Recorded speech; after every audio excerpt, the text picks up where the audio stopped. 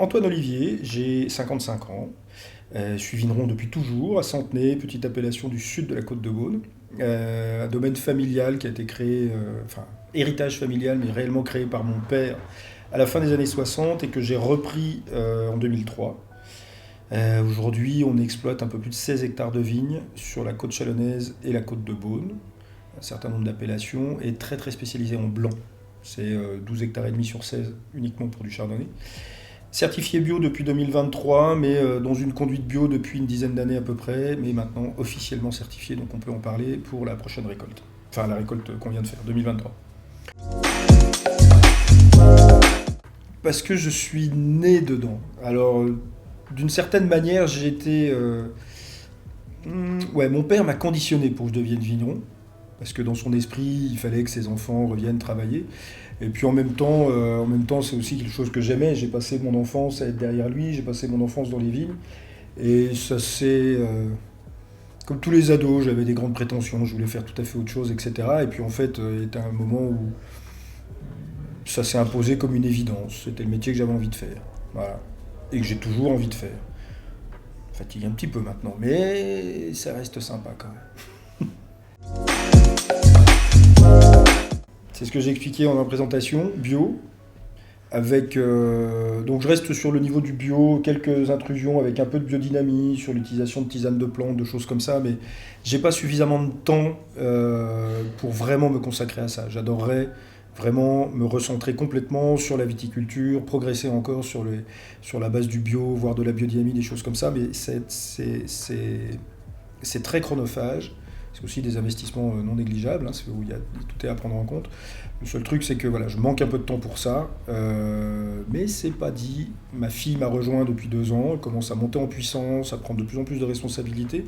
Donc je vois bien une fin de carrière un peu tournée vers ça. Ça va être sympa. Le suivi tout au long de la saison, l'évolution, etc. Et puis principalement quelques analyses, parce qu'on a besoin quand même de savoir un peu où on en est. Beaucoup sur la dégustation en fait. C'est ça, c'est passer du temps dans les vignes à déguster les baies, hein. Ça commence déjà sur le fruit, la dégustation. Et c'est un peu ça qui va nous permettre de décider. Il y a des impératifs techniques, il y a des impératifs de timing avec les équipes, etc. Donc on n'est pas non plus... Enfin, moi je n'arrive pas à décider vraiment toujours de façon ultra précise. Mais on essaye de faire au mieux. On a une chance en Bourgogne, c'est que on a une certaine unité climatique, hein, c'est des petits vignobles, tout est assez rapproché.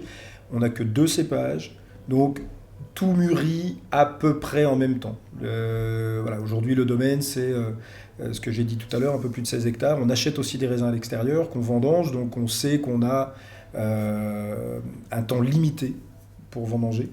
Donc il faut que tout soit bien calé et assez souvent on arrive à boucler, on récolte à peu près l'équivalent d'une vingtaine d'hectares, on arrive à tout boucler en 10-11 jours.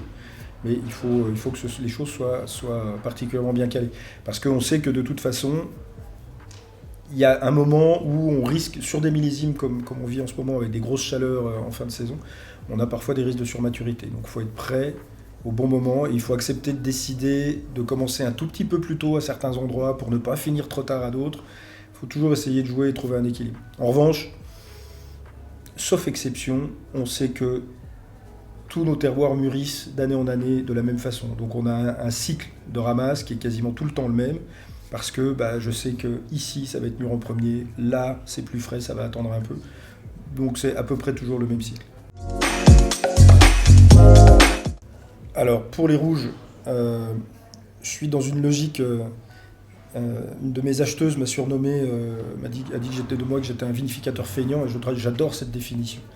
Au sens où je travaille beaucoup avec la vendange entière pour les rouges, et je laisse faire les choses le plus possible. En clair, on travaille beaucoup à l'extérieur, on essaye de rentrer les plus beaux raisins, c'est un discours que tout le monde tient, et parce que c'est la logique. 80 à 90% de la qualité du vin se fait dehors. Après, en règle générale, les plus grands millésimes sont ceux où le vinificateur a quasiment plus rien à faire. On laisse faire la nature, on l'accompagne, et c'est vraiment ça. C'est-à-dire, on travaille beaucoup sur des infusions, on travaille beaucoup sur des remontages, quasiment aucune, voire vraiment aucune action physique, mécanique sur le raisin. Pas de pigeage, pas de choses comme ça.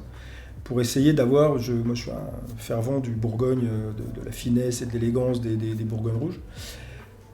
De l'autre côté, je l'ai dit tout à l'heure, je fais beaucoup de blancs. Sur les blancs, on va par contre aller beaucoup plus loin dans les pressurages. Je vais vraiment chercher la totalité des jus dans les grappes, que ce soit des années de grand ou de petit rendement. Je vais chercher la totalité des jus, parce qu'on a besoin de cette globalité du raisin pour faire ce que je considère être un vin blanc de Bourgogne.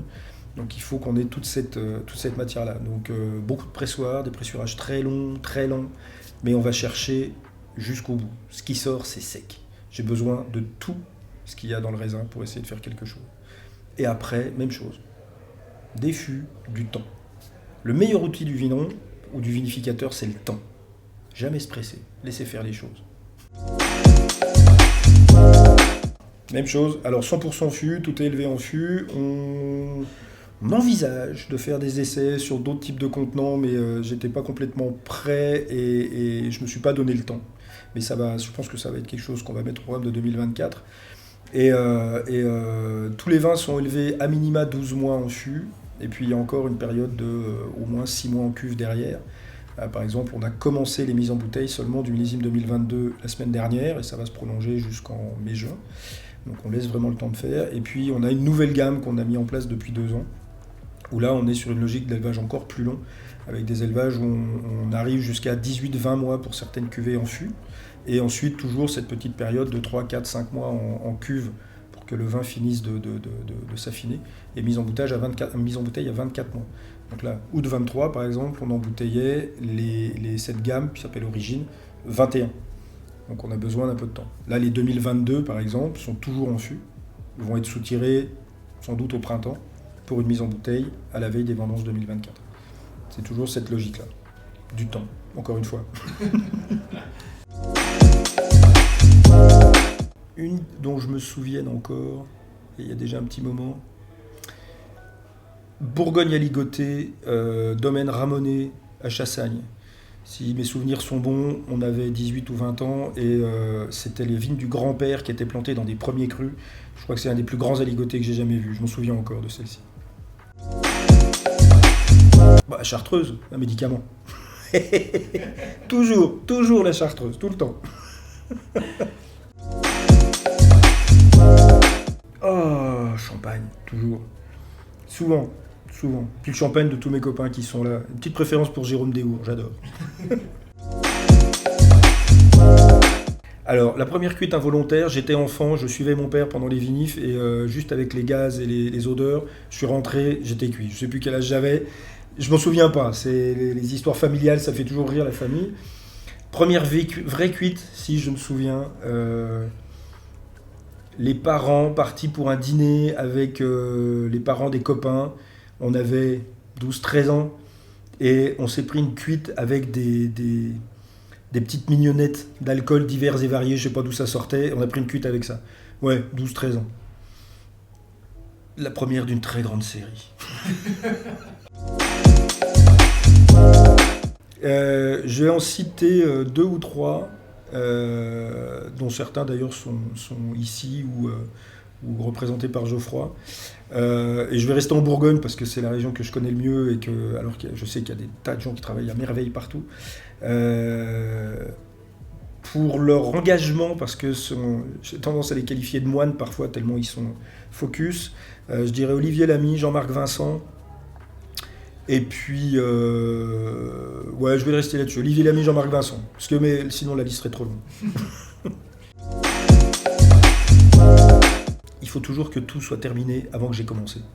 Ça, c'est l'enfer, ça. Ça va jamais assez vite. C'est vrai. C'est toujours du vin, donc chartreuse. Toujours la chartreuse. Toujours. Si, la chartreuse, c'est un truc, c'est une institution. C'est au-dessus du vin, encore. Ah si, parce que je l'ai déjà fait. Ah, les moins de 50 ans ne vont pas s'en souvenir. Bernard Thévenet, un cycliste. Un vrai, un bon. Et drôle en plus.